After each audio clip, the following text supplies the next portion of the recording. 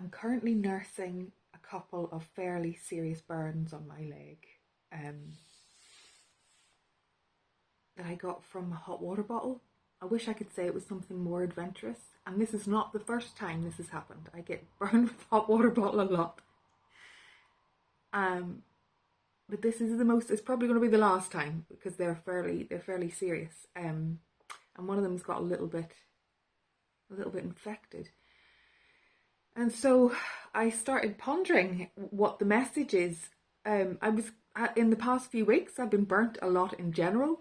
I had something come out of the fire and nearly went in my eye, and there's a few different things, burns on my fingers. So for me, that's life speaking to me. I'm not quite sure.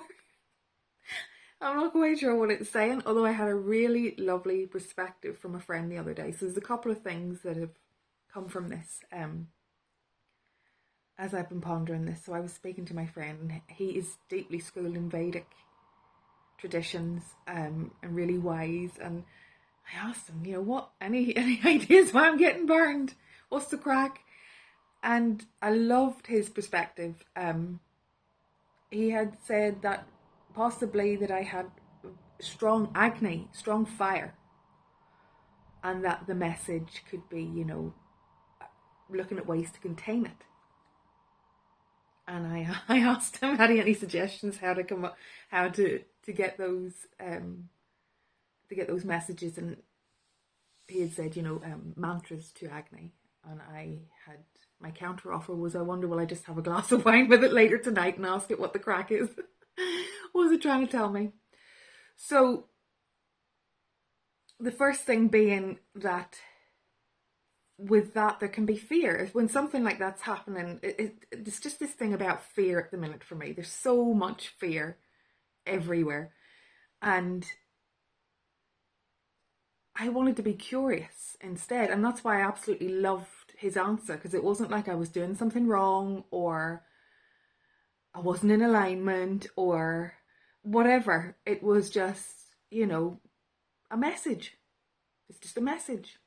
And that's okay. There's nothing really to fear. And take this is from a hypochondriac. Like, I would have had times in my life where I thought like maybe I had a growth on my face or something. I've just been eating chocolate. Like, real hypochondriac. But this is part of the path I've been taking, is to trust and not automatically go into fear.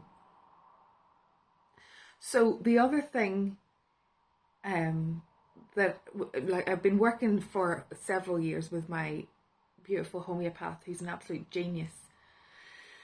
Since I was diagnosed with an autoimmune condition in 2020, I think it was soon after that I started working with her. And again, it's about trusting and the slow path and the supporting, so that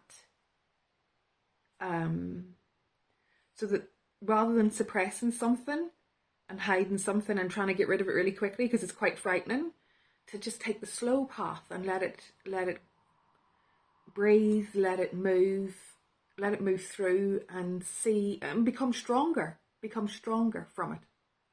I'm not saying, we'll see how it goes. It's looking a lot better today. And I'm not saying not like I wouldn't take allopathic medicine. But my preference is to learn to trust my body, to trust the messages, to work with it. There's something really lovely about slowing down and tending to myself in this way. There's a medicine in it. So yeah, there was just something in it about fear and about how we can automatically go into fear, especially at the minute, and especially with, that's what's being, I hear it everywhere. The things that you're not doing that you should be doing, the things that you are doing that you shouldn't be doing, as opposed to being curious and trusting. I trust myself and I trust my body. And getting support and wisdom from outside, yes, but ultimately self-trust. There's something around that today. So yeah, I hope you're having a beautiful day.